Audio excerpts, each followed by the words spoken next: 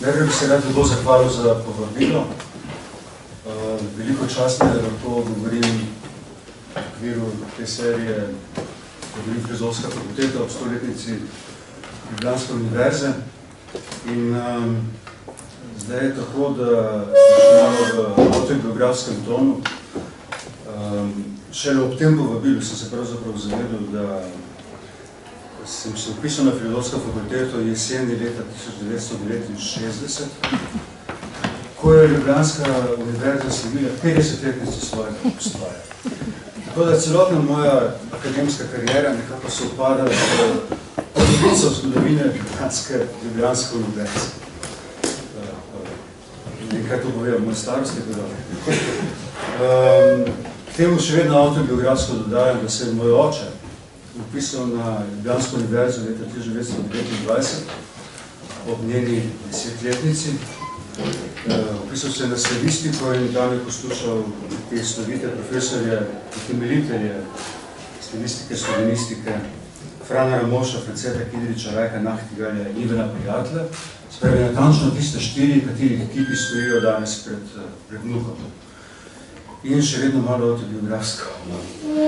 Dodajam, da se je moja teta, njegova starejša sestra Vidunka, upisala na Ljubljansko univerzo po 5-letnici ustanovitve in je bila ena prvih žensk, ki je doktorirala na Ljubljansko univerzo iz geologije, predvojna asistentka na geologiji. Dobro, zdaj v tej polovici stoletja sem bil nekako več čas privržen Ljubljanske univerze in sem bil neposredno priča te njene polstoletne zgodovine, njenih transformacij v določenih zelo burnih časih in obenem še širše transformacij, ki so v tem času doleteli univerzitetno institucijo, ne samo pri nas, ampak v del širših svetovnih premikov in procesov. In izhajal bom tudi iz osebnih izkušnje, pri čemer nikako ne gre za mojo osebno zgodbo, ampak za izkušnjo neke cele generacije, izkušnjo nekega časa. Namreč, če ste se upisal leta 1969, to pomeni eno leto po maju 1968, to spravi natančno sredi velikega vala študentskih protestov, ki so takrat zajeli tudi Ljubljano, in katerih protestov sem bil. In leta 1969 sem bil tudi prvič v Parizu, za eno leto sem zamudil revolucijo. Ampak v Parizu je bil takrat še vedno prekrit z grafiti in tista stavba, na kateri sem spal, je imela na sebi velik grafit Nous voulons jouir sans entrave. Hočemo uživati brez preprek, brez zadržkov. Tako se je začela moja univerzitetna kariera, skratka.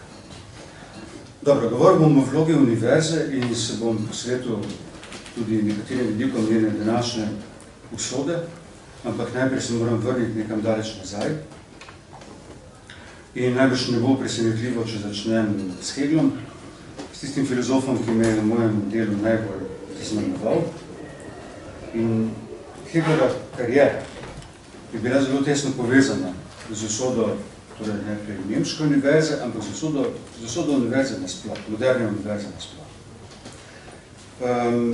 26. decembra 1817, dan po Božiču, je Hegel dobil pismo z vabilom, da prevzame profesorsko mesto na tedaj na novo ustanovljeni Humboldtovi univerzi v Berlinu in na tem vabilu je nekaj zgovornega, daljnosežnega ali nemara celo razsežnost neke parabole. Namreč Humboldtovo univerzo so ustanovili leta 1809 po Napoleonovi zmagi nad Prusijo in tudi ta moment je, kot nemara veste, zelo spektakularno povezan s Hegelom. Hegel je predaval v Vieni od 1800 do 1807. Leta 1806 je ravno dokončeval svojo prvo veliko knjigo Filologija duha, eno najpomembnejših knjig v zgodovini filozofije. In kot sem poročal v pismih, je pač dokončal to knjigo, dokončal zadnje poglavje absolutnih vednosti, k temu se še vrnem, ob hrumenju topov. Tisti dan je bila namreč bitka pred vrati Jene in Napoleon je tej sloviti jenski bitki porazil prusko vojsko, dosegel eno svojih najbriljantnejših zmag in še danes je eden od najveličastnejših mostov preko Sene sredi Pariza, se imenuje Le Pont d'Iéna, Jenski most. In torej, Hegel je končal zadnje poglavje fenomenologije z naslovom Absolutna vednost, ob izteku te bitke in naslednjega jutra je odprl okno in kaj je zagledal? Zagledal je Napoleona, ki je skozi mestna vrata stopil v Jeno na belem konju v obhod. Kot pravi Hegel, videl sem cesarja, to dušo sveta, diese Welt Seele, se pravi, duša sveta jahajočo na belem konju. In to je eden velikih ikoničnih momentov evropske zgodovine, ko sta si iz oči stala Napoleon in Hegel, eden največjih filozofov v zgodovini, ki je pravkar zaključil eno najpomembnejših filozofskih knjig, se pravi Cesar in absolutna vednost. Si je mogoče zamisliti kaj bolj spektakularnega. Pred časom sem bil v Jeni in sem skušal najti to hišo, ki ne obstaja več, porušili so okoli leta 1900, tam so zdaj eni zelo neugledni smetnjaki. Ampak hiša dejansko stala nasproti enem od glavnih vhodov skozi Jensko obzidje. Posledica tega traumatičnega pruskega poraza je bila ta, da se je nemško akademsko življenje ustavilo. In Hegel je ostal brez službe v Jeni, pol leta delal kot urednik revije, potem pa 8 let kot gimnazijski ravnatelj v Nürnbergu. V tem času so nastali 3 leti njegove logike, ki so raznesli njegovo slavo, dobil povabilo v Heidelberg in tam ostal samo na leto in potem decembra 1817, da pridemo od tega momenta, dobil povabilo v Berlin. Pruske oblasti so kmalu po razdejanju začele razmišljati na načrtu, da bi bilo treba univerzitetno življenje spet postaviti na noge, na novih temeljih in to je bila naloga, ki je bila zaupana Wilhelmu von Humboldtu, Hegelovemu znancu, in bratu še malo bolj slavnega Aleksandra von Humboldta. Zdaj, tako imenovana Humboldtova univerza. Ustanovljena 1809 je študent odprla vrata 1810 in je na prvo obdobje bilo polno različnih težav, zares je zapolno zaživela takrat, ko je bil nanjo imenovan Hegel kot profesor. Dobro, kaj je bil koncept Humboldtove univerze? In to je tista točka, od katere moramo začeti premišljati, kaj je z univerzo danes.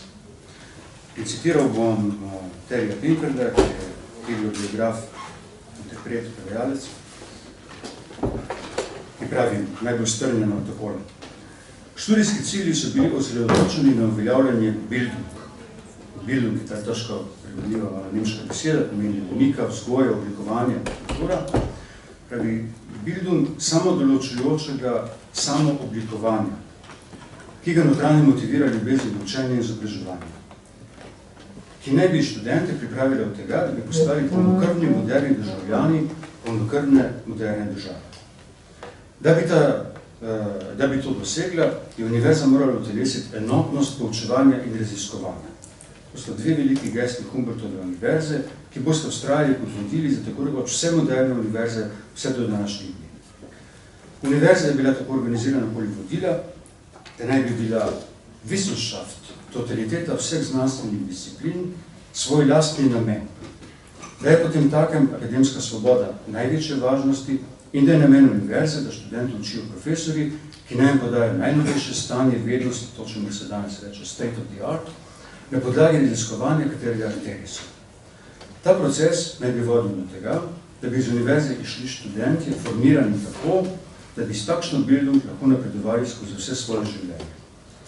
Poleg tega, po Humboldtovi viziji, univerza zelo enfatično ni izobraževanje za poklice, temveč inkubator za avtonomne posameznike, opredeljene z okusom in vednostjo, ki bodo tako lahko postali pravi vodje in državni uslužbenci v moderni, svobodni obliki življenja. Konec citata. Spravi, to je zelo kratek povzetek modela tega, kar se je uveljavilo kot prva forma moderne univerze, kot Humboldtov model, ki je služila potem za podlago celotnemu valu ustanavljanja novih univerz v 19. in 20. stoletju. Istočasno nastala v Franciji École Normale Supérieure, v polednih časih nastala majčko drugačen model. To je bil čas ustanavljanja po francoski revoluciji novih univerz. No, ta model se je očitno razlikoval od častitljive srednjeveške tradicije. znotraj katere so bile ustanovljene prve univerze in veliko sedanjih najuglednejših evropskih univerz s ponosom kaže na te svoje srednjeveške korenine in na tradicijo, ki je dolga veliko stoletij. Bologna, Oxford, Cambridge, Sorbona, Salamanca, Heidelberg, Uppsala, Praga, Krakov in še veliko drugih. V srednjem veka nastalo približno 70 univerz v Evropi. In to dolgo in častitljivo izročilo je bilo za mnoga obenem tudi ovira na poti k moderni univerzi, ker so se morali ravno spopadati svojo ukoreninstvo tradiciji, predvsem tem, kar je opredeljevalo srednjeveške univerze, namreč naslonitvi na avtoritete in na religijo. Na rituale, za vsem, kar jih je primerjeno na predmoderne čase. To, kar se je v srednjeveških časih, čemu se nehitro reklo, Aristoteles Dixit. Če je tako rekel Aristotel, vednost je morala biti podprta z avtoriteto. In v takšnem predmodernem okviru je bila filozofija najpogosteje postavljena v vlogo, ki se je rekla ancila teologije, služabnica teologije. In sam Hegel je 30 let predtem v Tübingenu študiral natanko v takem okviru in bil z njim skrajno nezadovoljen. No, v Humboldtovi viziji z njenim zavzemanjem za Wissenschaft kot totaliteto vsej vednosti s centralnim pojmom Bildung, pa je bila filozofija poklicana, da prevzame osrednjo vodilno vlogo, spravi vlogo tiste vede, ki lahko skrbi enotnost vsem drugim. In kdo bi lahko bil bolj poklican za takšno poslanstvo kot Hegel, ki je zastavil vseobsegajoč sistem filozofskih znanosti, napisal enciklopedijo filozofskih znanosti, poslednjo pravo enciklopedijo, ne takšno, ki je napisana po besedi, in ki je filozofsko utemeljil sam pojem Bildung. Prva poteza tega modela je geslo o vednosti zaradi vednosti same, vednosti, ki je sama sebi namen. In dodajam samo profusnoto, da to geslo o vednosti zaradi vednosti je nastalo nekako istočasno kot geslo dar por dar, umetnost zaradi umetnosti, umetnost, ki naj služi samo sami sebi, ničemu drugemu.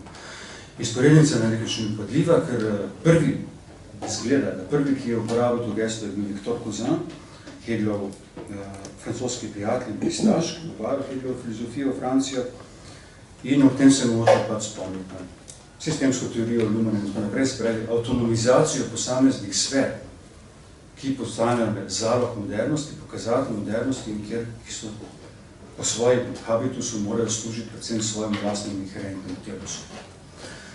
Se pravi, zgolj avtoriteta same vednosti je tisto, kar naj vodi sleherno poučevanje in raziskovanje, ne več naslonitev na tradicijo, religijo, priznane avtoritete, Biblijo, karkoli, kritični um terja lastno avtonomijo in to ne le v razmerju do tradiranih avtoritet, ampak tudi v razmerju do zahtev države, družbe, družbenih potreb, ekonomije in trga.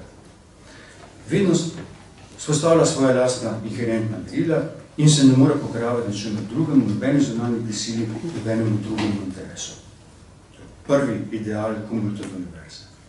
Drugič, ta model terja tesno zvezo, še več združitev poučevanja in raziskovanja. Univerza ne sme biti mesto transmisije vednosti, neke vednosti, ki je že tu, ki je že uveljavljena, ampak ki jo sem treba posredovati. Če naj bo vednost zares vednost, se mora na nekaj razvijati, napredovati, nikoli se ne more zadovoljiti z doseženim. Se pravi, kaj je vednost? Vednost je samo preseganje vednosti. Vednost pomeni napredovanje vednosti. In v besedni igri, ki jo omogoča nemščina, je veljalo, da je Wissenschaft pomeni das Wissen, das Wissenschaft. Znanost je vednost, ki poraja vednost.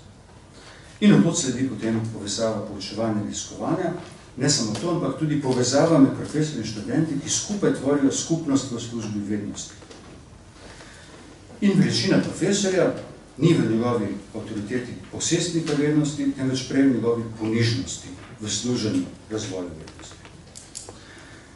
Tretja poteza.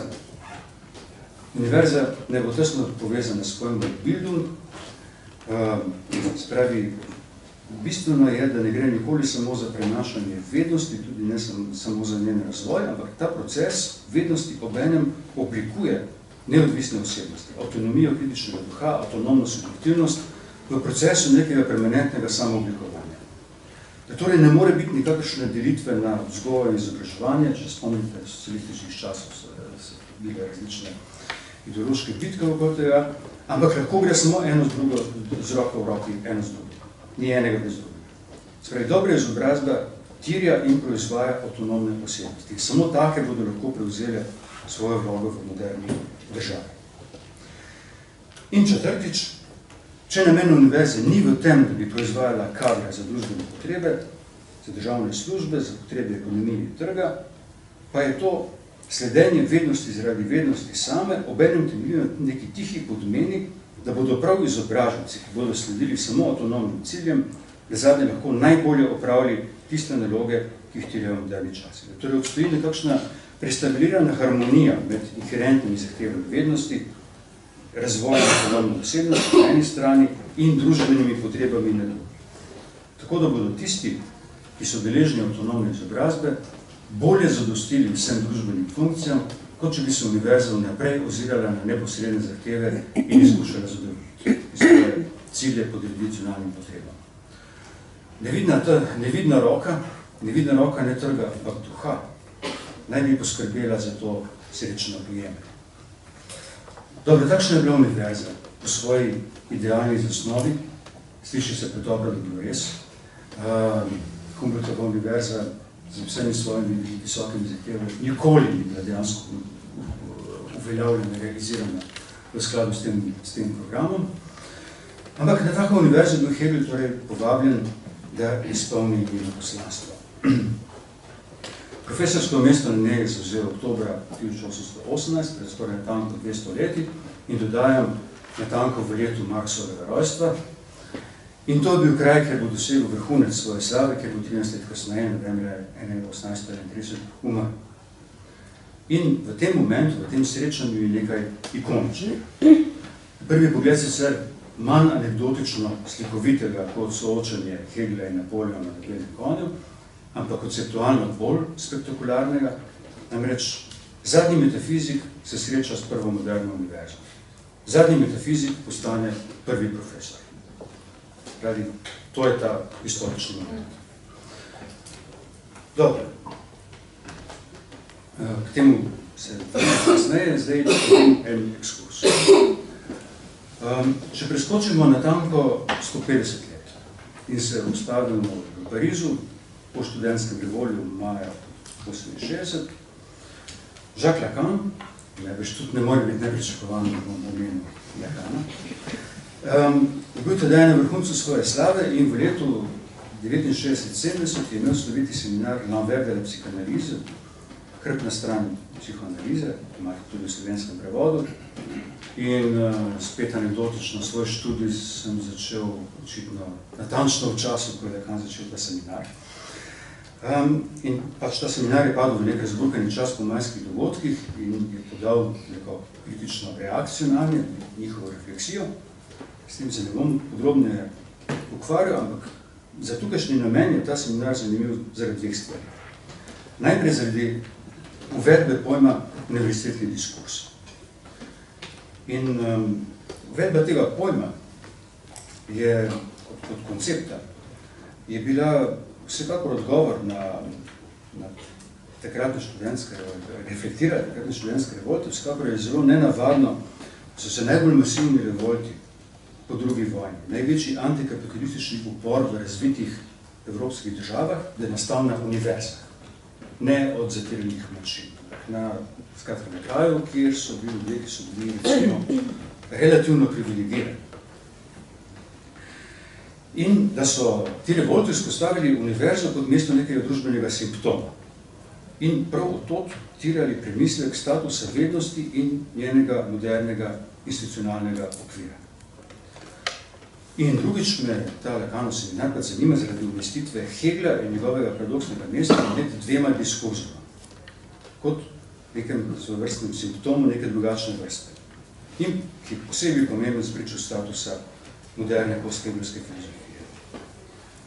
In kar je Lacana takrat posebej zanimalo, je natančno prehod od enega tipa diskurza tradicionalne vednosti, postavljenega pod jamstvo avtoritete, na zadnje avtoritete gospodarja, k novemu tipu diskurza, ki je postavljen izključno pod avtoriteto same vednosti in na katerem je utemeljena sodobna univerza.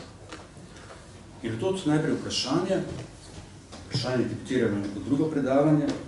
Kaj pomeni avtoriteta? Spravi, na eni strani imamo znanjo avtoriteto, katera se je morala opirati vednost kot svoje jamstvo, na drugi strani imamo avtoriteto, ki jo nosi zgolj vednost. A je to mogoče? Je možna zgolj vednostno, racionalno utemeljena avtoriteta. No, zdaj, nakratko, res zelo nakratko, kaj je to univerzitetni diskurs. Diskurs je za Lacana tisto, kar spostavlja in vzdržuje sleherno družbeno vest. Skrbi neke podmene, na katerih so zasnovane temeljne družbene interakcije. In univerzitetni diskurs, ta njegov vznik po francoski revoluciji, je nek nov moderni tip družbene vezi, ki v veliki meri preveva moderne družbe. Nasledki tega so vira v znanost, v napredek, v naslanjanje na objektivno vednost kot na nekaj, kar nam je jamstvo, vladavina ekspertov, veliko kasneje.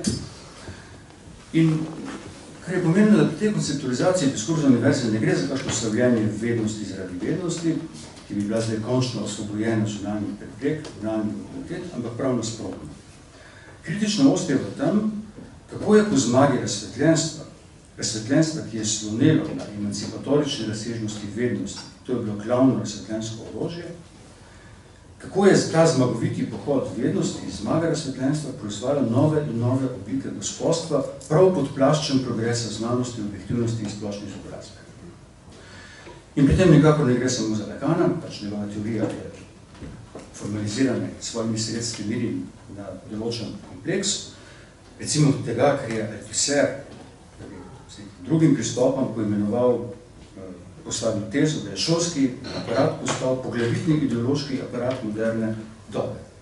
V šolstvu in tako naprej, se pravi, da se implementacija ideologije dogaja dan danes natanko skozi proces izobraževanja. Althusserjev tekst notabene je po ideologiji iz leta 1970, iz tanko istega časa.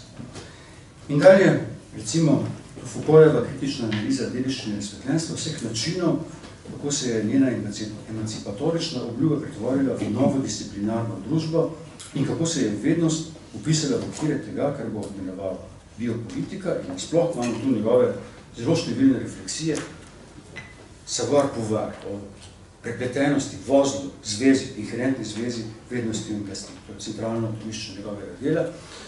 In spet Foucaultovo predavanje Red diskurza je iz decembra 1970, spravi iz natančno istega časa. V istem trenutku, historičnem trenutku po majskih revoltih, se je treba prvič resno konceptualizirati, kaj to pomeni univerza in pogledati nazaj do tega preloma, ki ga je pomenila Humboldtova univerza.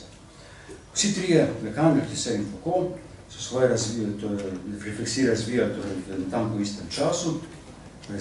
Vsi trije so mirni na to širše stanje, diagnozo nekega širšega stanja vednosti očetka moderne do tiste točke, do te točke takrat, pred 50 leti, ko je ta paradigma zašla v krizo. In vsi trije so poskušali predlagati določene drugačne politike vednosti, ki bi segla preko etabliranih okvirov univerze. Pri čemer dodajam, malo paradoksno, da Lacan to počel izven univerze, Althusser je bil zaposlen na École Normale Supérieure, Foucault na Collège de France, spravi ta slednja dva na najvišjih možnih univerzitetnih institucijah v Franciji, ki so najvišje retingirane. Od tam. Tudi k temu se še vrnem. Zdaj, še en moment bom ostal pri tej spregi Hegla in Lacana, oziroma v tem, kar ima Lacan danes povedati o položaju Hegla in njegovem posebnem položaju v nastanku moderne univerze. Najprej to, da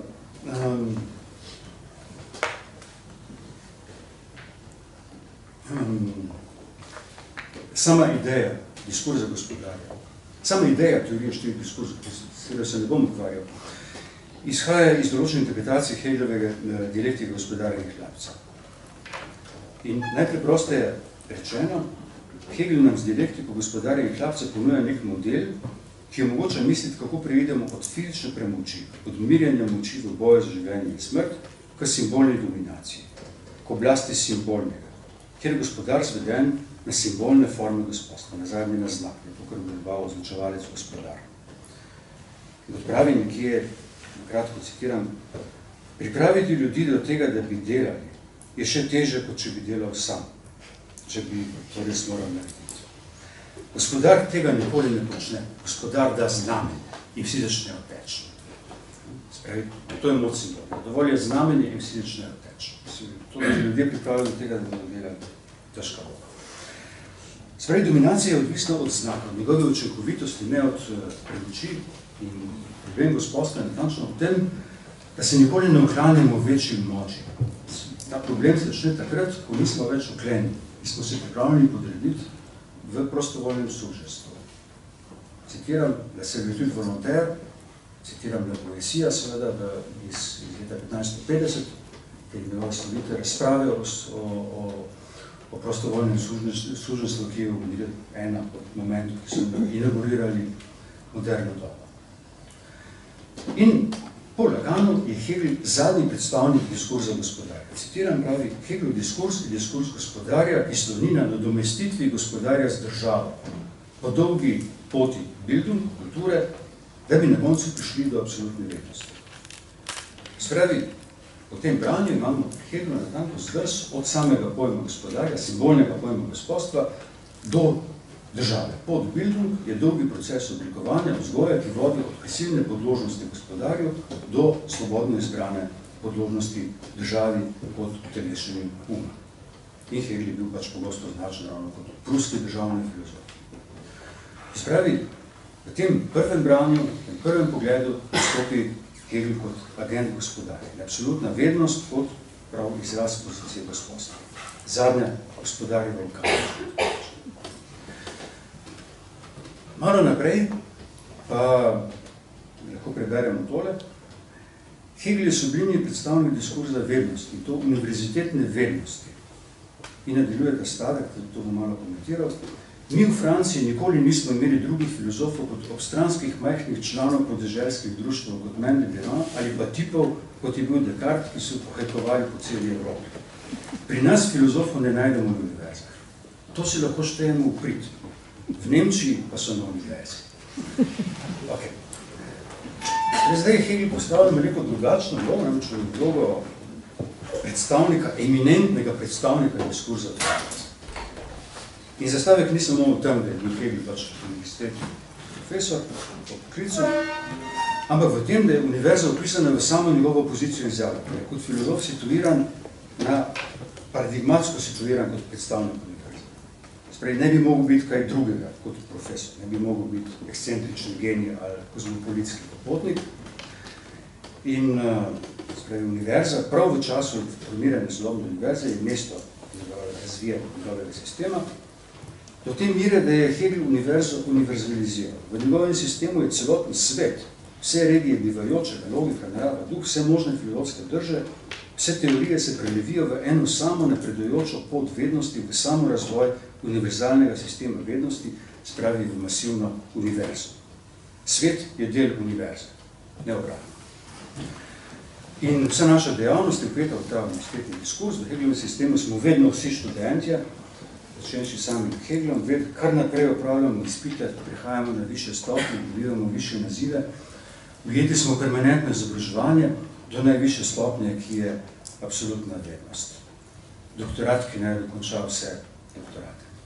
Spravi, svetovna zgodovina je svetovna univerza. Spravi, na eni strani model gospodarja, zadnji gospodar, na drugi strani prvi univerzitetni profesor, ki univerzalizira univerzo do skrajnih meja.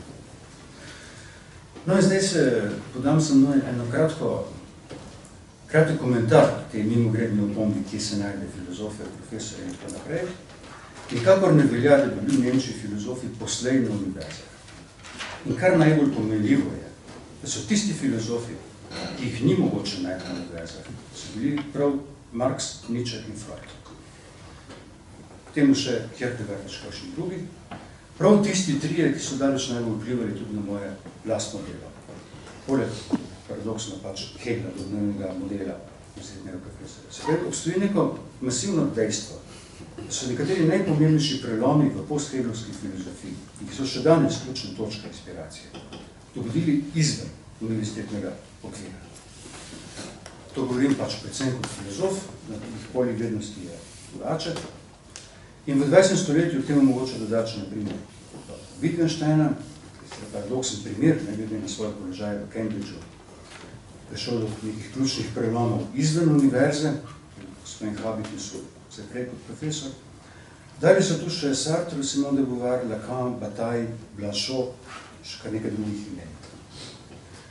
In vsa ta imena, ki so mi vsa na določen način zelo blizu, pričajo o tem, kako je vse, kar zadeva filozofijo, kako se je živa misel dogajala v veliki meri izven univerzitetnih parametrov.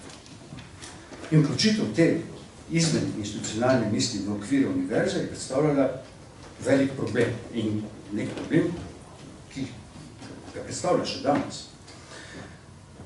Se pravi, univerzitetni diskurs po Hegelu ni bil adekvatni okvir mišljenja. Čeprav je do današnjih časov postal tako dominanten, da si takih figur skoraj ni mogoče več zamisliti. Takih, ki bi bile filozofsko neče relevantne, ampak bi bile izven univerzitetnega polja. In v velikem nelagodju, ki zadeva to zvezo mišljenja in institucije, priča tudi to, da celo filozofi, ki neredko na univerzi zasedajo zelo visoka mesta, dejansko sebe vidijo kot outsider. In da tako nastopajo tudi v očeh javnosti. Kot da bi k bontonu uglednega univerzitetnega profesorja, predvsem v Franciji, spadalo tudi to, da univerza predstavlja kot neko opresivno institucijo, ki duši duha in ki sam nikakor po srcu ne pripada. Ampak se predstavljajo se kot underground borci, verilci sredi univerze, ki so se sam nadeli varovalno barvo, tako se malo sposobni identitet, tako kot pritiče ilegalci. In tukaj pomislimo na Althusserja, na Foucaulta, na Derridaja, na Deleuze, na Badiouja. Vsi ti so zasedali zelo visoka mesta. Je torej treba to njihovo podobo brati kot utajo njihove pozicije, kot da so idealni zastopniki diskurza univerze naradni prav tisti, ki se kažejo kot njena notranja opozicija. Ali pa znotraj univerze dejansko uvajajo nekaj drugega univerzitetnega diskurza in ponujajo določeno pot ven iz njegovih zagat. Vprašanje pustim v suspenzu, ampak tudi če pustimo ob strani velika imena, je videti, da spada k konformizmu akademskega obnašanja tudi jadekovanje nad akademskimi institucijami. Jaz nisem akademik, to je vse običajna izjava akademikov na univerzi, ki jo je najbrž treba brati po modelu tiste slavne Freudove. To ni moja mama. Se pravi, obstoji nevarnost tega, da so najbolj prilagojeni tisti, ki najbolj jadikujejo. Zdaj, dejansko se ne ena, ne druga vloga, malo počam ta diskus o Hegelu, ki mi je pač očitno pri srcu, moram drugače, ne ena, ne druga vloga, niti gospodar, niti profesorja se Hegelu niti najmanj ne prilega. Če že zelo daleč pogledamo historični razvoj, hitro vidimo, da niti država, niti univerza v svojem posledičnem razvoju nikakor nista sledili hegelskim stopinjam. Hegelijansko državna filozofija, hegelijanstvo kot model univerzitetne vrednosti sta bolj kot da bi bila vzor zadobila status neke fantazme, ne samo fantazme, neke nočne more ali nekega horror showa. Tako da so se drugačni modeli politike in vrednosti izpostavili prav zoper Hegla in v eksplicitni kritiki Hegla. Heglov duh, ki se je kazal zdaj kot zagrobni gospodar, zdaj kot profesor, je služil kot svarilo, ne kot vzor. Očitno je prevladujoča liberalna politična teorija v svojih predpostavkah glede narave države in politike na nasprotnem koncu od Hegla. In potreben je bil zelo velik polet domišljije, salto mortale, da je lahko kdo v zmagovitem pohodu liberalne demokracije pogledal nič manj kot heglovski konec zgodovine, kot je to storil v sloviti knjigi Francis Fukuyama. In že najbolj površni pogled na postheglovsko zgodovino filozofije nam pokaže, da se je ta vse skozi razumela kot slovo od Hegla, od ven iz heglovske zavode. naj šlo za marksistično, ničejansko različico, celotno analitično tradicijo, za fenomenologijo, heideggerijanstvo, do strukturalizma, poststrukturalizma, postmodernizma. Spravi, geslo o koncu metafizike, ki so ga vse te različne tradicije delile, to geslo je vsebe v najbolj neposrednem smislu pomenilo slovo od poslednjega in najbolj razopitega metafizika. In če je bil potreben kakšen posebno nazorni dokaz o nevzdržni naravi te Hegelove pozicije, je bila pri roki absolutna vednost. In samo omemba teh besed je bila dovolj za neko obsodbo. In prav absolutna vednost je videti kot neka neuralgična točka, ki stoji v besedku oboje in ki morala izpasti kot simptom, da se lahko uveljavil moderni diskurs univerze. Nekdo, ki kot nalogo mišljenja vidi absolutno vednost, ne mora biti moderni univerzitetni profesor. Hegel, ki je inauguriral moderno univerzo s svojim prihodom na Humboldtovo univerzo leta 18, je natanko tisto, kar je moralo na določen način izpasti, da bi se lahko vzpostavila tradicija univerze kot moderne družbene jeziku. In zato se je vredno in nujno vračal Hegel kot temu simptomu, če hočemo primeriti usodo sodobne filozofije sodobne univerze. In je to moja lastna zavezanost Hegelovi filozofiji. Dobro, zdaj prihajam končno k današnjem času. Kolikor pripadam določeni generaciji študentskih revoltov, ne morem brati opisa idealov Humboldtove univerze brez občutka nostalgije, a tudi brez občutka določene zbeganosti. Generacija študentskih revolt je poskušala postaviti pod vprašaj ne samo zastarele modele tedanjih univerz, ampak tudi onkraj tega samo vladavino tega, kar je Lacan imenoval univerzitetni diskurs. Tarča revoltov je bila tedaj tudi ali predvsem Humboldtova univerza. Zdaj, opis, ki sem ga podal na začetku, je lahko videti rožnat in hvalevreden, ampak v svoji realizaciji je vseboval vrsto skritih klavzul. Prvič, razvoj vednosti, ki ima svoje upravičanje le v sebi, je potihoma slonil na novih oblikah dominacije, toliko bolj skritih, koliko so se prikrivale pod formo objektivne vednosti in znanosti. Revolt je bil ravno upirjen proti skrivnim oblikam gospodstva, ki so tvorile ozadje moderne univerze, vse od njenih Humboldtovih začetkov, in znotraj same univerze, če to lahko najbolj neposredno kazalo v figuri profesorja z velikim P, ki je pod ogrinjalom ponižnega služavnika avtoritete vednosti, si prisvajal avtoriteto njene gospodarja. Tako da so bile moderne univerze obenem prepletene z kvazi-feudalnimi hierarhijami, ki so se reproducirale pod izveskom sledenja čisti znanosti.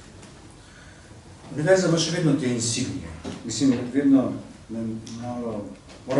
se moram malo zadrževati, da ne bi se smejal, kada vidim našemljenost ob podelitvi doktorata.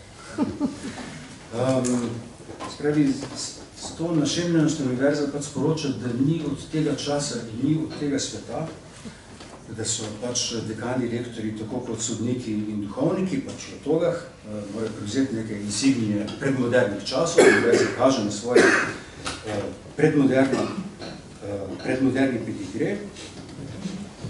In te insignije se mi zdijo pač nek dvojni problem. Eden je ta, da na določen način bi jih lahko ironično jemali kot pokazatelje določene tendence k feudalni zaposlenosti in avtoriteti, česar ne manjka. Ampak po drugi strani je veliko bolj zaskrbljujoče nekaj drugega, namreč, da so te insignije prej izraz samo površinski relikt nečesa, česar že davno ni več, in čemu univerza s prazno gesto izkazuje samo nanjo privrženost. In po eni strani zaskrbljujoča ta nevarnost feudalne avtarkije in tako naprej. Ampak še bolj zaskrbljujoče je ravno to, da so te feudalne insignije samo zunanje znamenje nekega procesa, ki je popolnoma drug način vključenosti univerze v sodobne tokove tehnološkega informacijskega napredovanja in njenega streženja neposrednim potrebam. In mogoče bi bilo ravno v teh anahronih ritualih videti neko post, ki bi univerza lahko našla neko mesto za svoj odpor. Da je namreč njen posel v tem, da postavlja ravno standard vrednosti drugačne od zahtev takega drugačnega napredovanja, zahteve, ki bi se zmogle postaviti nasproti duhu časa. Skratka, dvojnost je v teh insignijah. Če bi jih univerza vzela zavest, bi bilo nemara lahko zelo dobro. Sem jemlji jih pač kot teorija. Zdaj, Lyotard je po maju 68. Da bi zraven nastavil, nekamo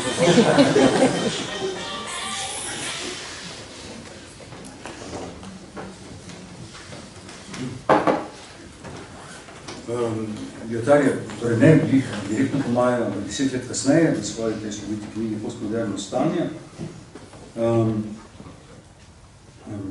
naknadna refleksija pač nekega stanja vednosti leta 1979. Tam je dal to geslo, ime pač neke dobe, konec dobe profesorja, z velikimi prvi. Konec dobe profesorja. Kaj pomeni maj 68, kaj pomeni prelom? Konec dobe profesorja. In v tem pomenu je ta doba revolt pred 50 leti dejansko bila doba nekega preloma glede univerze. Predvsem drugačnega preloma, tistega prvega leta 1818, vendar tudi daljnosežnega. In na sedanjih habitus je na določen način posledica tega. Tradicionalni profesori kot nosilci avtoritete so postali malo izumirajoča vrsta. Geslo o koncu dobe profesorja dejansko poimenuje nek realen proces. Proces, ki je tudi ambivalentni, ker se nam mogoče kar malo kovca po figurah, takih, kot so bili zgoraj, če sem že na začetku naredil, recimo Ramoš, Nachtigal, Kidrič in prijatelj. Druga točka, tarča kritike, takrat je bila natančno akademska vednost. Se pravi, če to prevedemo, v termine Humboldtove univerze, natančno vednost zaradi vednosti. Se pravi, to geslo je bilo videti, da pač ščiti, proizvaja neko odcepljeno akademsko sfero, ščiti, ki je odrezana od naglo spremenjujočega se modernega sveta, da postavlja neko sfero, ki se zapira pred interesi in antagonizmi vroče socialne realnosti. In geslo je bilo tedaj, univerza ni slonokoščeni stvar, ne bi smela biti slonokoščeni stvar. In zahteva revoltov je bila natančno integracija univerz v sodobne družbene procese. Tretjič, nadaljna skrita klauzula Humboldtovega modela je bil njegov elitizem. Tiha predpostavka tega, čemu se je v Hegelovih časih reklo Gelehrten republik. Republika vedočih, skupnost učenjakov, očitno namenjena razsvetljeni manjšini, rezervirana za majhen del družbe, za izbrance, poklicane, domnevno najsposobnejše, ki bodo skozi univerzitetno izobrazbo vedno poklicani za to, da v družbi zasedajo neke vodilne položaje. In proti temu so se postavile široke zahteve po demokratizaciji univerze in predvsem za svobodni dostop do vseh ravni univerzitetne izobrazbe s posebno skrbjo za deprivilegiranje. In četrtič, vrstili so se zahteve po tem, da bi bilo treba na univerzi vključiti subverzivno vednost, tisto vednost, ki dotlej ni imela mesta v različnih sferah akademsko prepoznanega in v tem času, recimo času revoltov v Parizu, sta to najbolj utelešala marksizem in psihoanaliza.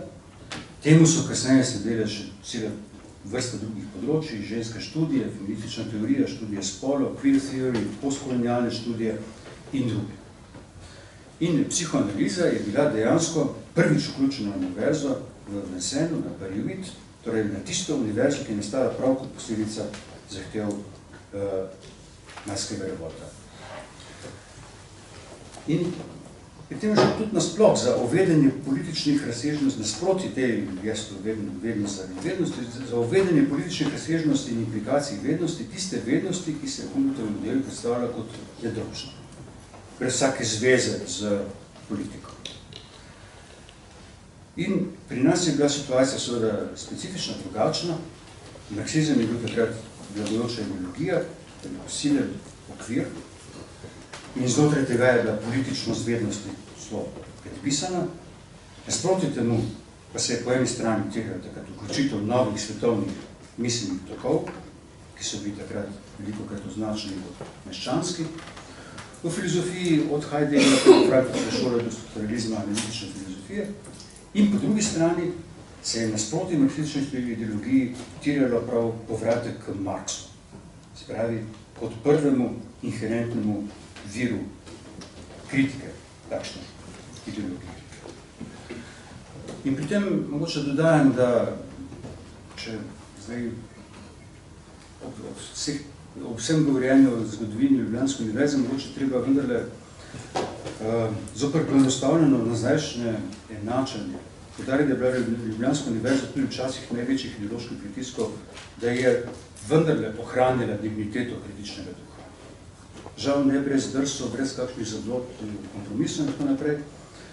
Tudi ne vsa, ampak presenetljivo veliko. In dalje, da je bila tedaj v živem stiku z dogajanji na Zahodu. Popolnoma drugače kot v drugih socialističnih državah. In tudi študentski revolti so bili velik pokazatelj tega. Geslo tedaj je bilo Pariz 68, Ljubljana 71. Maja 71 v Ljubljani je šlo do zasedbe filozofske fakultete. In mogoče bi bilo lepo, če bi filozofska fakulteta bi morala gledati s posebnim nekim ponosom tudi na ta del. In v stoletnici ne samo, da se slavi velike znanstvene dosežke in eminentne učenjake, tudi revolt zoper univerzo je del tudi univerzitetne zgodovine.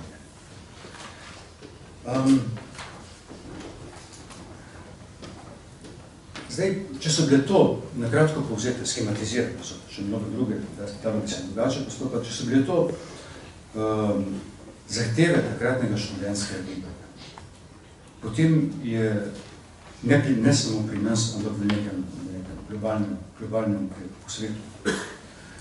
Potem je bilo na določen način fatalno to, da so bile zahteve uspešne.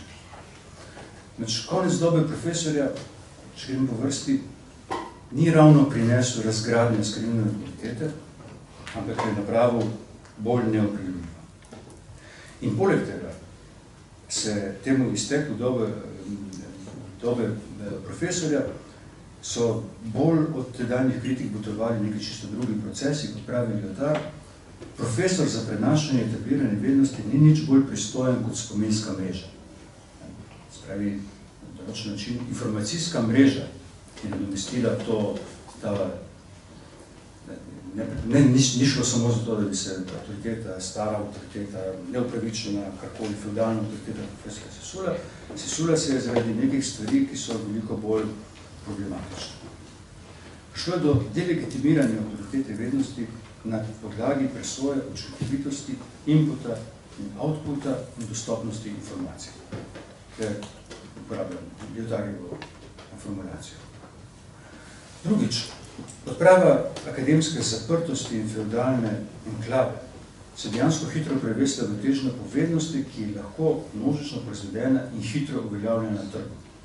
Ker poglavitna skrb ni več vprašanje resnice, standarda vednosti, ampak učinkovitosti, optimizacija globalnega razmerja med inputom in outputom. Namesto vednosti, zaradi vednosti, je takšna vednost, ki kar najbolje streže družbenim potrebam, čedalje bolj razumljenim kot potrebam trga, se pravi vednost, ki je mogoče presojati po koristnosti in funkcionalnosti, ne na podlagi inherentnih kriterijev. Namesto bildom, ki meri na avtonomijo, znanje, ki meri na uporabnost. In tudi univerza je sama čedalje bolj postala, predvsem na Zahodu, ekonomsko podjetje, stvar profitabilnosti. Pred leti je bil sloviti škandal z oddelkom za filozofijo na Middlesexu, ki so ga razpustili. Zakaj so ga razpustili? Ne zato, ker je bil neprofitabilni. Bil je profitabilni, ampak namesto tega so vedli menedžersko šolo, ki bo še bolj profitabilna, ki bo povečala profite. Najbolj uglednih oddelkov filozofskih pač v nekem mednarodnem prostoru.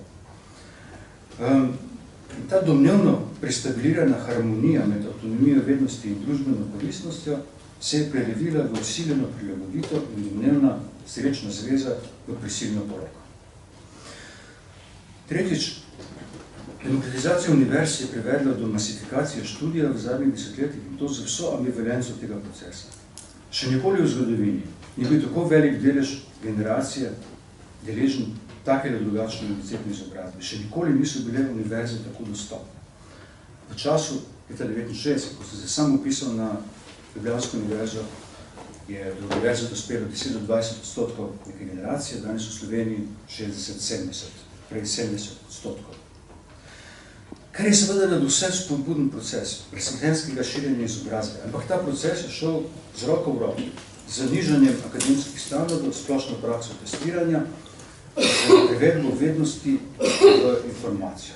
Še dalje bolj se vednost prevaja informacijo in, ne vem, kako ne rečem, v kratkem sloganu, več kot informacij, manj vednosti.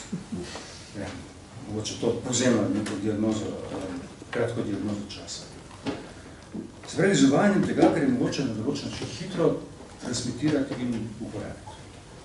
In institucija ne spričo nagle masifikacije začela endemično primanjkovati kadrov, infrastrukture, financiranja, bile so veliko več študentov, kot je bilo mogoče spodobno obravnavati. Tudi ta zahteva se je uresničila, ampak uresničenje je bilo uresničeno mogoče ne moramo biti tako zadovoljni. Četrtič, da subverzivna vednost, ki se je v največjem delu zahodnih univerz široko implementirala, se je izkazalo, da je veliko bolj združljiva z univerzitetnim diskurzom, kot se je to leta 1968, kot se je to lahko kdorkoli takrat predstavljal. Ne le, da je bilo mogoče integrirati, ampak se je marsikaj naravnost razsvetila v obliki novih akademskih disciplin, ki so zelo pogosto začele oponašati vzorce starih disciplin, včasih dejansko kot njihove karikature. Neredko tako, da se je s tem mlajšalo slabo vest konzervativnega akademskega pogona, ki je lahko pokazal svojo velikodušnost in vključno margine. In neredko se je zgodilo, da so se, brž ko so si pridobili akademsko pripoznanje, izkazali za podobno dolgočasne kot stare discipline. Torej, univerzitetni diskurs je mogoče genialni način, kako neutralizirati. Kako neutralizirati to, kar se kaže kot subverzivna margina. Vključite margino na univerzo, pa boste imeli mir. To je univerzitetni diskurs. Z veseljem premljeva, še s posebnim veseljem premljeva tako imenovano subverzivno vednost. To je bolj zasilno gotovo kot nastavljena skica nekaterih tendenc, ampak vsakdo, ki dela v akademskem pogonu, in tukaj govorim o humanistiki in družboslovju, lahko te vzorce hitro prepozna. Prav se odvijajo kakšni bolj ambivalentnih kompleksnih procesov in v različnih državah precej na različni način. No, če povzamem zdaj odvijanju simplifikacije, tisto, kar je obetalo revolt proti univerzitetnemu diskurzu, v tej paradigmatični moderni vezi, se je izkazalo za njegovo ekstenzijo, za njegovo podaljšanje. Še več. Dejstvo, da so se mnoge zahteve tega upora realizirale, tudi v spervertirani obliki, je prej privedlo do univerzalizacije, vse splošne implementacije, krepitve mnogih temeljnih določilnic tega diskurza. Upad po avtoritete vednosti, njena funkcionalizacija, se to je dejansko pripomoglo k utrjevanju in širjenju tega, proti čemer je nastopil revolt. Kar se je začelo kot protest proti Humboldtovemu modelu z ambicijo, da postavi vprašaj samouniverzitetni diskurs, se je izteklo proces, katerega nalepke zdaj izrabljajo imena zares prečudovito lepih italijanskih krajev, kot so Bologna in Pisa. Bologna, se veste, domnevno na najstarejšo univerzo v Evropi iz leta 1988 in prav zaradi tega so se leta 1999 tam zbrali evropski ministri za izobraževanje in sklenili, podpisali deklaracijo o reformah. PISA pa je kratica za Program for Institutional Student Assessment. Tako da se retroaktivno Humboldt nekako kaže kot izgubljeni paradiž in se ljudje moje generacije malo začnemo spraševati, kakšen hudič nas signal, da smo proti temu protestirali. in da utegne biti najboljša mora, če se ti želje uresniči. In zdaj, za zaključek, zelo na kratko, kaj je mogoče storiti? Obstojijo kakšna pot ven. Ven iz tega diskurza, ven iz te njegove strukture, te strukture, ki nekako ne zadeva samo univerz, ampak je v marsičem podlaga modernega občestva, moderne družbene vezi. Zdaj seveda je tako, da nimam kakšnega dobrega enostavnega odgovora, ampak v odsotnosti nekega preprostega odgovora, kakšne enovite strategije, predlagam nekaj majhnih strategij, ali majhnih premislekov, ki jih je mogoče še prakticirati kar takoj. Kot prvo, mogoče bi se bilo pa dobro nasloniti nazaj na osnovna vodila Humboldtovega modela v vsej njegovi naivnosti, zavedajoč se njegove naivnosti, se pravi postopati naivno in spostaviti z njim določeno taktično zavezništvo. Kar v današnjih časih pomeni, da bi se bilo treba kar malo konzervativno dejansko postaviti za akademske standarde, ki so kar naprej ogroženi pod stalnim pritiskom hitrih evalvacij, tržne koristnosti, standardizacije, testiranja, pritiskov časa, hitrosti, neadekvatnega financiranja in naglo rastoče administracije. Se veste, da kdorkoli piše projekte za financiranje pri Arsu, pri filozofiji je to še posebej endemično. Mislim, na koncu moramo priti do tega, da to mora pa služiti razvoju turizma ali gradništva ali česa, ker to vprašanje vednosti zaradi vednosti, ki služi sami sebi, ki je koristna, slabo bomo prišli skozi.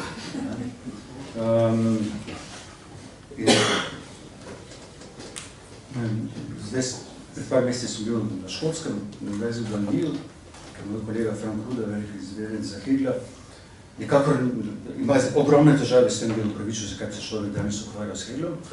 Ima pa kolega, ki se ukvarja z Tay Bridge disaster. V Dundee se je 1890 prišlo do slavne nesreče, ker je pač se je zrušil most pod težo enega vlaka in ta nesreča je potem proizvedla veliko in v umetnosti, in v filozofiji, in potem je bila temeljni, proizvedla pač veliko nekih odmevov. No, kolega, ki se pa ukvarja s tem, takoj dobi financiranje. To je krasna stvar, to se da razstave, da se iti po šolah, prezentirati, to zadeva lokalno vrednost, lokalno skupnost, Tay Bridge, tam pred Dundeejem. Vidite, o čem govorim.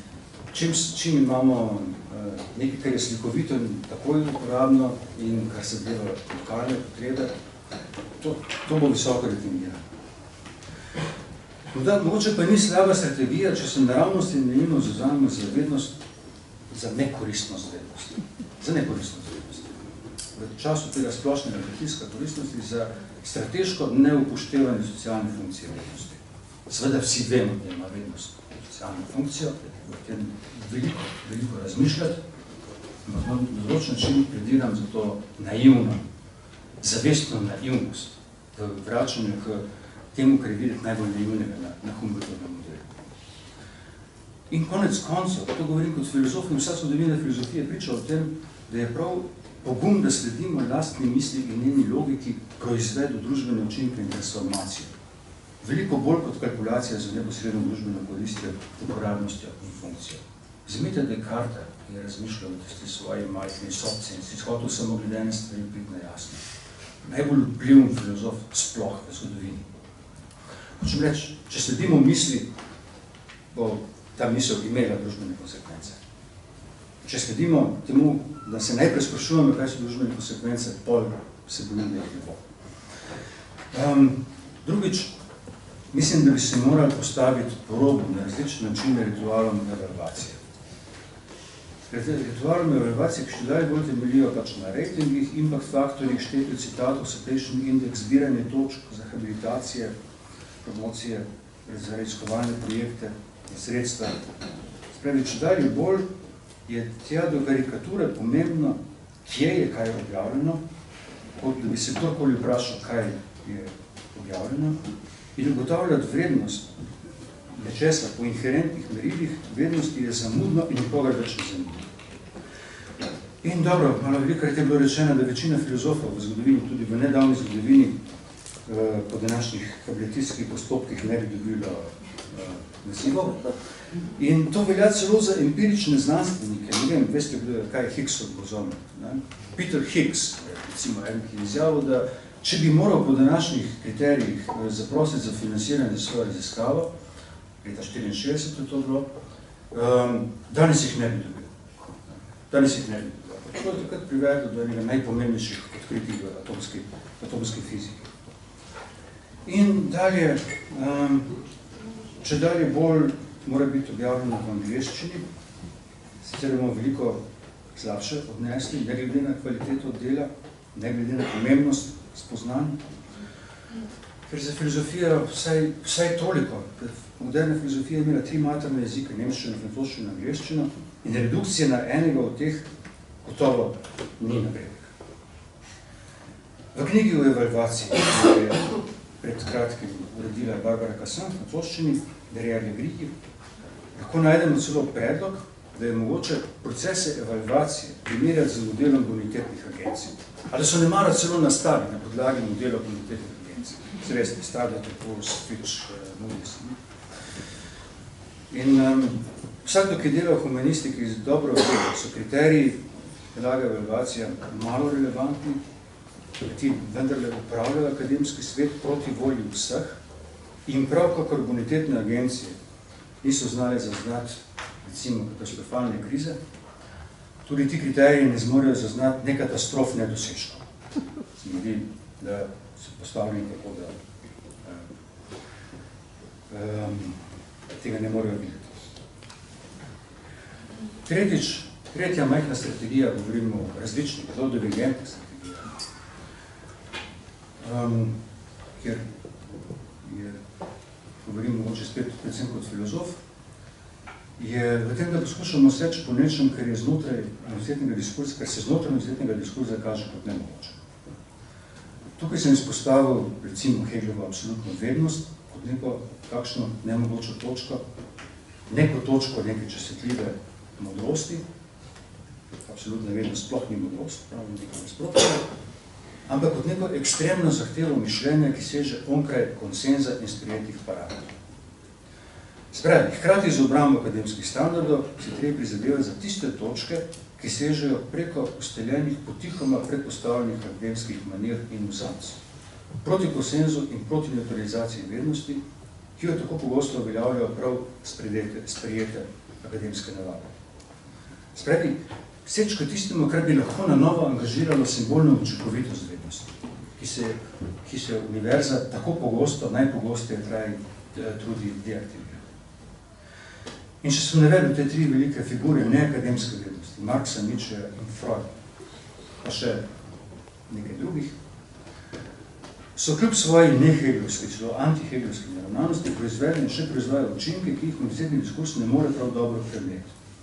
In še vedno se kaže, da poskusi njihove integracije v univerzitetni okvir proizvajajo težave, so vedno vir nelagodja. Skuša se jih udomačiti kot kulturne ikone. To je vedno dobrodošlo. In namesto absolutne vednosti, lahko predlagam kot drugo tako točko, to, kar je Nietzsche imenoval, kako filozofirati skladivo. Dobro geslo. Ali mogoče je izpostaviti Freudovo teorijo seksualnosti, ki seksualnost škandalozno povezuje z ontologijo. Opozarjam na knjigo Alenke Zupančič, Seksualna in ontologija, v angleščini, naslovom What is Sex? In mogoče je znova izpostaviti, znova ponoviti Maxov razredni boj, ki vedno znova zbuja nelagodje, kot da bi človek s tem kršil dobri akademski dondom. In četrtič,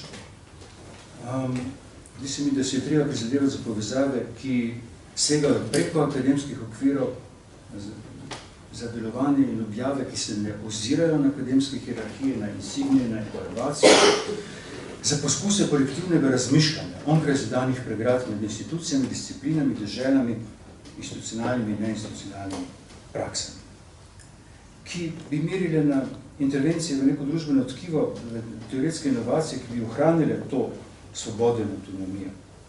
Se lahko držale standardov vednosti, ampak neodvisno od teh standardov, ki pripisuje sam akademski okvir. Sam poskušam biti del tovrstnih povezav onkraj univerze, izven univerze. Ne glede na univerzo. Poznam kar nekaj skupin, ki delujejo na ta način.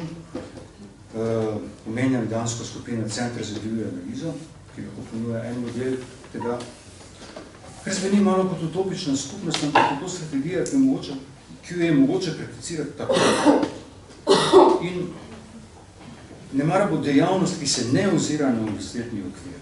Za univerzo lahko naredila več kot samo sama prizadevanja znotraj univerze. Ampak eno in drugo se ne izključuje.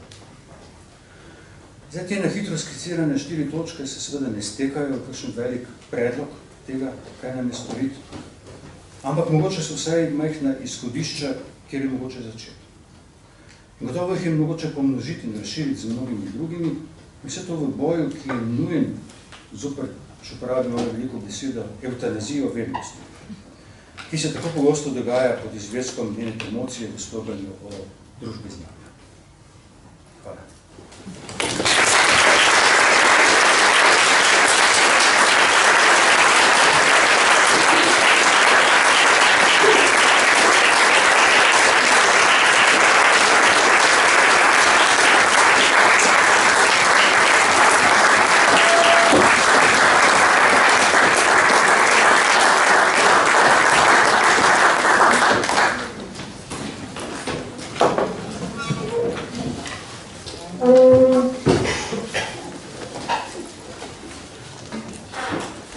Seveda so dobrodošle vprašanja, pripombe, gostije. Saša. Če malo bolj pojasniš razliko med vednostjo in informacijo,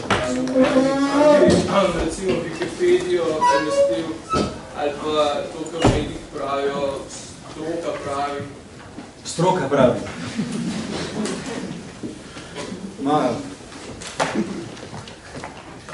Zdi se mi, da je kar očitno. Mislim, da pač vsa ta poplava informacij in informacije dejansko, mislim, seveda, super, krasno. Informacije še nikoli niso bile tako dostopne, kot so danes. In tudi povezanost internetom omogoča takšno povezanost, kot je pač v zgodovini še ni bilo. Kdorkoli lahko stopi celo v stik z največjimi strokovnjaki na svetu. Chomsky pa je v 2 urah odgovori.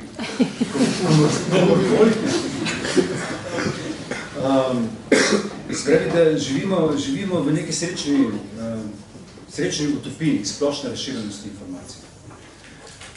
Samo tle pač pride potem na dan malo moj konzervativizem. Tega, da za mišljenje, za filozofijo pač niso dovolj informacije, tle se šele začne naloga v konceptualni, epistemološki utemeljitvi tega, kaj bi vednost morala biti. In tukaj ne pomagajo ne informacije, kot ne pomaga splošna razširjenost svobode izmenjave mnenja. Tega je zdaj pokačeno. Filozofija se začela z razliko med mnenjem in vednostjo, med doksa in episteme. In seveda vsakdo je upravičen do svojega mnenja. In to je temelj demokracije. Vsakdo je upravičen do svojega mnenja in če se si mnenja ne vzkriš, potem se pač preštejejo, pa vidimo, katerih je več. V filozofiji pa ni demokracije. Dokler imamo pravka za režimom mnenja, pač nimamo filozofije. V filozofiji nobeno mnenje ne šteje. Dokler je mnenje. Če je samo mnenje, potem nima kaj iskati. Tukaj se začne struktura vednosti, ki s tem bi se bilo treba vrniti nazaj na pač platonsko utemeljitev, epistemološko utemeljitev tega, kaj ne bi vednost bila. Vrniti nazaj k Hegelu, s čim, kako začeti, kaj so predpostavke mišljenja, spravi vrniti k nekim zahtevam, ki jih je postavila metafizična tradicija in ki jih z geslom o koncu in preseganju metafizike nismo odpravili. Prej potlač pozadnji. Zelo nehitro. Postavljaš vprašanje, ki je zelo veliko. Jaz imam pa vprašanje, ki je vezano na diskurs univerze. Zdaj, v zadnjih 3 letih sem pač opazila, da se v določenih krogih ta termin zelo pogosto lima na praktično vse, kar je v nekem javnem področju univerze, in slišala sem tudi citat, da slovenski študenti leta 1971 so bili za diskurs univerze, francoski leta 1968 pa proti. Zdaj, kje natančno bi bila ta razlika in ta prevatnike terminologije? V času po letu 1968, v času, ko sem nekako imel nek božji, ne vem kako dan privilegij, da sem študiral, v nekem resnično razborljivem času, tako razborljivi čas je zelo malo. Takrat ne vidim nobene razlike med tem, kar se je dogajalo v Parizu in kar se je dogajalo v Ljubljani. Mislim, nenehno smo spremljali, kaj se dogaja z čikaško sedmerico. Slovito čikaško sedmerico, študenti, ki so bili obtoženi zelo resnih zločinov, z organizacijo pač velikih študentskih primerov v demokratski konvenciji avgusta 1968 v Chicagu. Dolgo časa se je vlekel ta proces, na koncu so bili oproščeni, Teddy Hoffman, Jerry Rubin in tako naprej. Spremljali smo, kaj se dogaja z Rodijem Dučkanjem z poskusom atentata. Rodija Dučka je vodja nemškega študentskega gibanja. Spremljali smo protivietnamske proteste posod naokoli po svetu. Vse to smo spremljali kot da gre za nas. Kot da se tam odloča, kaj znam. Ne kot informacije o nekaj dogajanju po svetu, ampak za zavestjo, za skrajno zavestjo, da smo del tega. In vprašanje neposredne kritike, tukaj je seveda v različnih državah, v različnih gibanjih so bila na različne načine postavljena vprašanje. Vprašanje statusa univerze je bilo ves čas, hkrati z velikimi političnimi vprašanji, je bilo ves čas napadlo vprašanje statusa univerze. In ta kritični razmislek univerze je imel dva nivoja. En je bil neposredni, ki so bile zahteve po reformi študija. Drugi je bil pa veliko bolj daljnosežen in dejansko zadeval to, kar lakar imenuje univerzitetni diskurs. Sam status univerzitetnega diskurza in določene politike vednosti, ki je pripeljalo do takega stanja univerze. Krize, do jasne krize univerze, leta 1968 in po svetu. In mislim, skratka, neposredno odgovor na tvoje vprašanje, da pač ne vidim, da bi bili ljubljanski revolti Jugoslaviji takrat del nekega drugačnega sveta. Samo en svet je. Ja, Boris. Jaz bi najprej čestitev za sjajno predavanje. Zanima me pa, kaj misliš v tem kontekstu o vlogi umetnosti na univerzi. To pa še posebej z ozirom na Hegla, na njegova predavanja o estetiki, ki so najboljši učbenik umetnosti vseh časov, kjer pa Hegel izreče strašen stavek, poguben za umetnost, da se človeško koleno nikoli več ne bo upognilo pred umetniškim delom.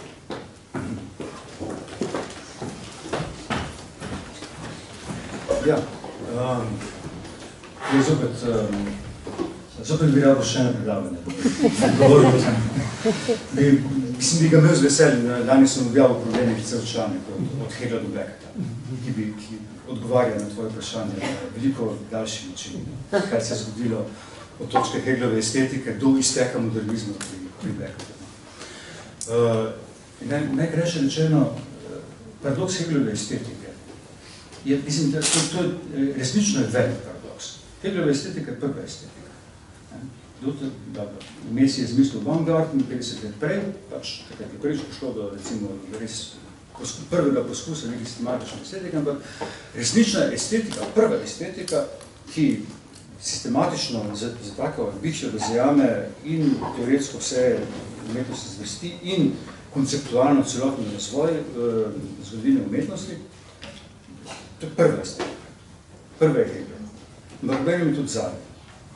Ker Hegel pač tam, kot je znano, razglasi konec umetnosti. Spredi estetika je mrtvorojeno dete.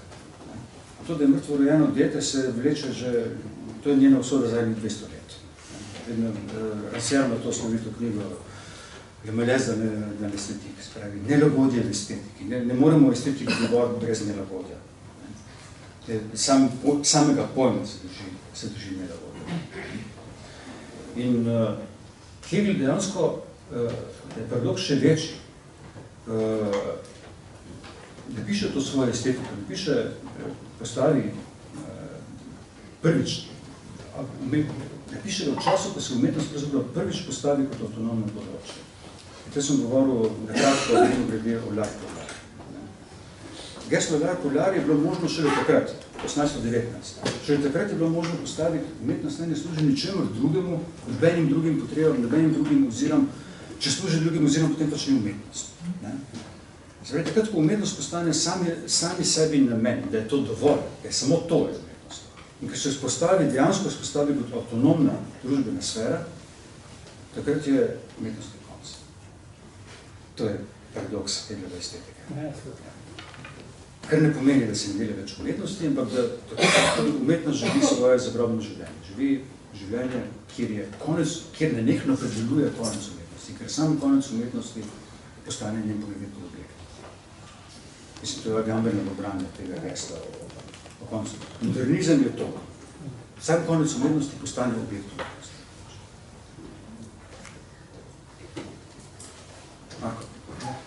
Tako, jaz hvala za krasno predavanje, zaradi kakšnih takih izkušenj, ki jih imam sami, sem vedno bolj skeptičen in fatalističen glede idej o izboljševanju inštitucije, kot je univerza, konkretno tak.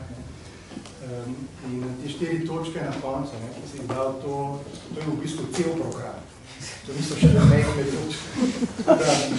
Se opravičujem, ker moram to dejstvo razkrivati. Saj za me je to že zadost. Če te 4 stvari naredimo, smo že vse naredili. In zdaj z pozicije ne avtonomne vednosti, ampak recimo institucionalne avtoritete, pa udobja, in mi to predstavljamo, vsaj nekateri med nami, absolutno. Lahko to naredimo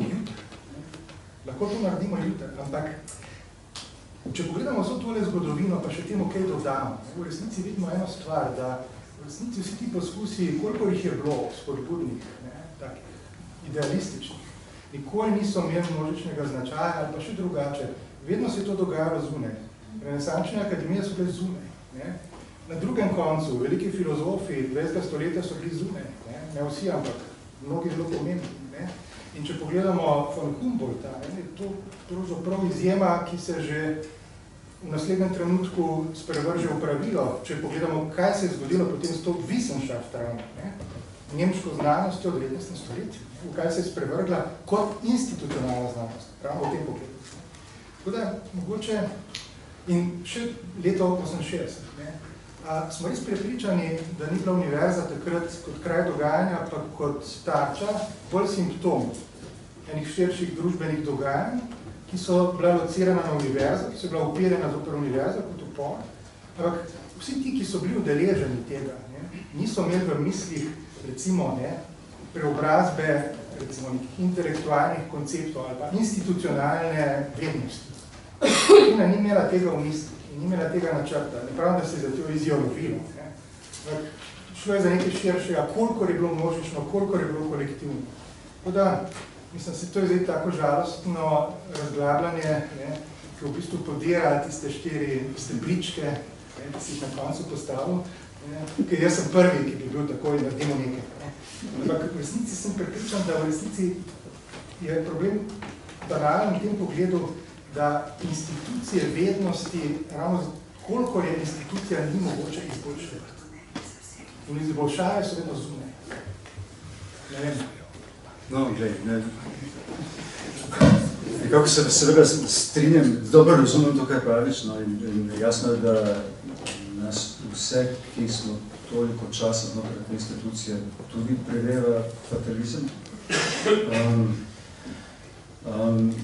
Sam ne vem, mislim, izpostavil sem Marxa, Nietzsche in Freuda, mislim, pač kot res paradigmatske primere vednosti, ki je stala izven univerzitetnih okvirov, ki še vedno ne gre dobro v univerzitetnih okvire, še vedno povzroča probleme in ki lahko služi kot nekaj inspiracije. In v tem pomenu, ja, če bi bili danes, če bi bila možna to vrstna gesta, če bi možno to vrstno gesto ponoviti, kot so naredili na zelo različne načine ti trije, bi bilo to vsekakor emancipatorno in odrešilno. Samo tam sem vmes napisal še en stavek, da si danes, če se ta pravzaprav sploh ni zamisliti, da ta vsesplošna pervazivnost univerzitetnega diskurza, velikost pogona univerzitetnega diskurza je postala tako velika, da danes ne vem za nobenega filozofa, ki bi deloval v izven institucionalnih okvirov, ki bi, recimo, na ta način relevantne, gotovo so razni cranks, vse sorte, ampak ki bi, recimo, pač pomenil referenco za neko celotno polje vednosti in ne bi bil del univerze. Mislim, zadnja dva velika takšna sta bila Sartre in Lacan. Da so se vsi morali sklicevati, vsi so, za vse sta predstavljali parametre mišljenja, ali kritično, ali stringiroce, kakokoli, ampak nekaj, vsi so se morali tega opredeliti. Danes ne vidim niti ene take figure. Mislim, na nek način je ta univerzitetni diskurs s tem, da je pohrustal vse margine in vse poskurse upora, integriral. Sem rekel, če hočeš subverzivno vednost neutralizirati, sem vključil na univerzo. Bodo imeli svoj oddelek, pa se bodo začeli fajtati z drugimi oddelki, za sredstvo, pa bodo začeli ugotavljati, kot vem, gender studies, queer studies, kateri je bolj ta prav, kako oni drugi so pa izdajalci, zdaj se pogosto pač v Ameriki tega zove, še bolj cutthroat so te nove discipline kot ostale. Na nek način, tako da bi v hitrem postopku v skrajšavi vzeli zgodovino univerzitetnih institucij in muzanc in jih v karikaturni obliki ponovili. Žal. Tako da, kaj pa vem, mislim, te 4 stvari sem na koncu ponudil pač kot nekaj, kar moramo imeti pred očmi in kar je res mogoče tako prakticirati. Brez prakticiranja stvari, trudim prakticiranja stvari.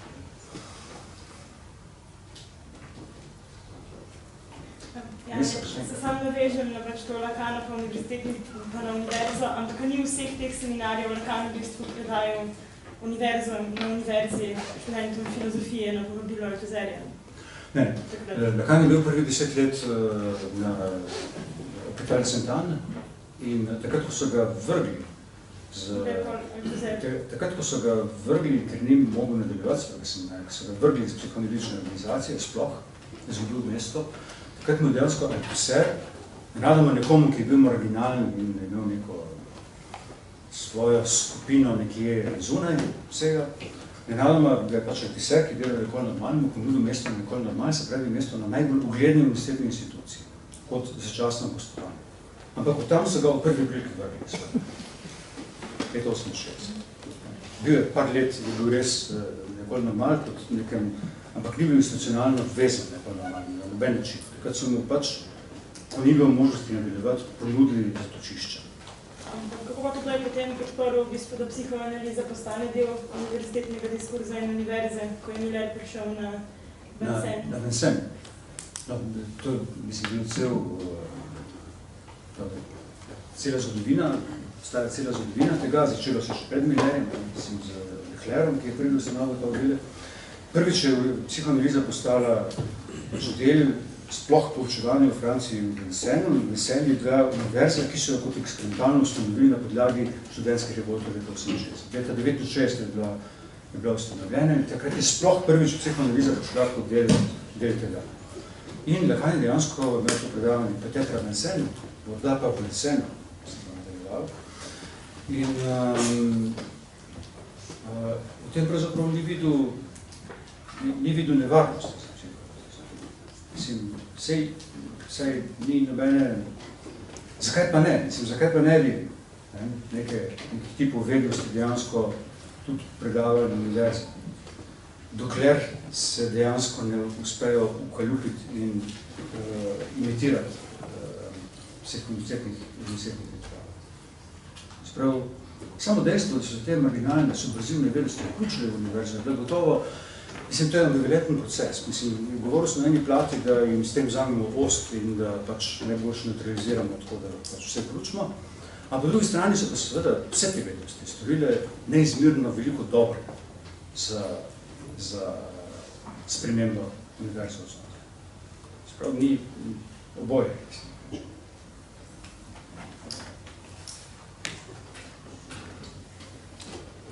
Ja, a ni bilo tako nekako, da tako nekako sploh nista bila neki ful neposredno vključeno v te revolte, ko so ni še jasno.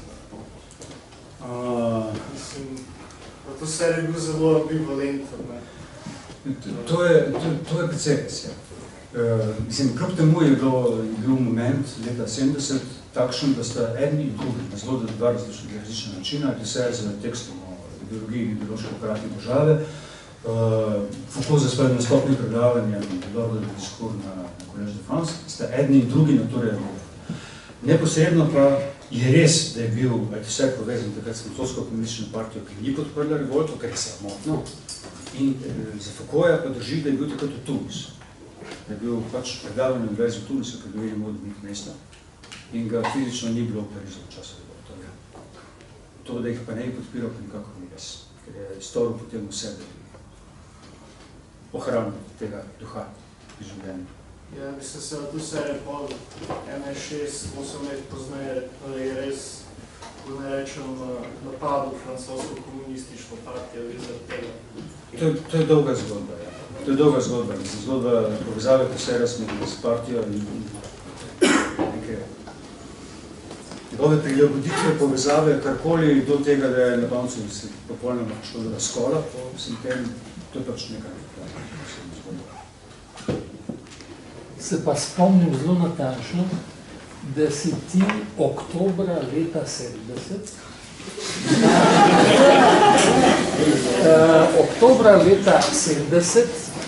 ko sem kot mladek trdega jedra študentskega gibanja in čez nekaj mesecev pozneje zasedbe fakultete, hodil na sestanke, ki smo imeli v Kazinu.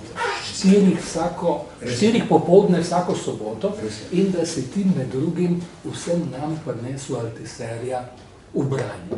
Se pravi, Althusser je vplival na slovensko študentsko gibanje oktobra leta 70 na eni od sobot, ob 4 popoldne. Ampak glede na to, da je Althusserjev tekst izšel leta 70 slavni, to, o čem sem pregovoril. Bili smo direktno v stiku s tem, kar smo se odmerali. Mislim, v tem pomenu, danes nekateri skušajo iz Slovenije za nazaj narediti Romunijo. Mislim, mi smo bili ves čas v direktnem stiku z vsem dogajanjem v Zahodu in to je neprimerljivo z usodami drugih socialističnih. Ker se vrdi mogoče v osnovni smeri, ki pač v tej del univerze, da si zadajate slednice kot nacionalne sredstva, pač vednost zaradi vednosti, ali da to pripada zgolj pač namesto Tukaj se postavi neko veliko, sploh kje sem govoril o naravoslovju, namirno sem izpustil naravoslovje, sam govorim kot pač komunist, naravoslovec, filozof, predvsem o tem vednosti, se dobro zavedam, da naravoslovje predstavlja drugačno, zelo drugačno. In nikakor ne bi želel pripada tistemu delu humanistov in družboslovcev, ki gledajo na kolege naravoslovce kot nekoliko omejena bitja, ki se ne zavedajo, ki tam nekaj preštevajo, pa merijo, pa statistike delajo, pa se ne zavedajo čez dobro družbenih razsežnosti svojega početja.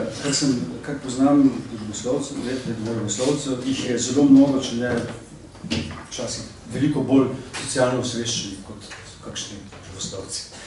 Sprav, empirično je tako, da je možno najti zelo dobre zaveznike v kritičnem mišljenju tudi na strani veroposlove. Ne gre za privilegij, ki bi ga imeli komunisti veroposlovci za revolti kritično razmišljanje. Ali je možno vedno zaradi vednosti? Da se zopet najhitreje odgovoriti mogoče z Lakanom. Lakan ima 4 tipe diskurzov. Od tega noben ni diskurs znanosti. Imamo diskurs univerze, nimamo pa diskurs za znanost. Zakaj? Zato, ker univerzitetni diskurs je način, kako se znanstvene spoznanja, kako se distribuirajo, transmitirajo, posredujejo, napnejo v neko družbeno vez. Sama znanost pa ima nek moment, ki dejansko sega preko tega. Nek moment mogoče norosti, v nečesa, kar ni mogoče kar takoj upet v tehnološki napredek. Tu, če se naslednji hip začne instrumentalizirati. Sama znanost mogoče ima vendarle v sebi ta moment, ki bi ustrezal tej vednosti zaradi vednosti, spoznanje zaradi spoznanja. Čeprav pač razvoj znanosti šel z roki z razvojem tehnologije v zadnjih 300 let.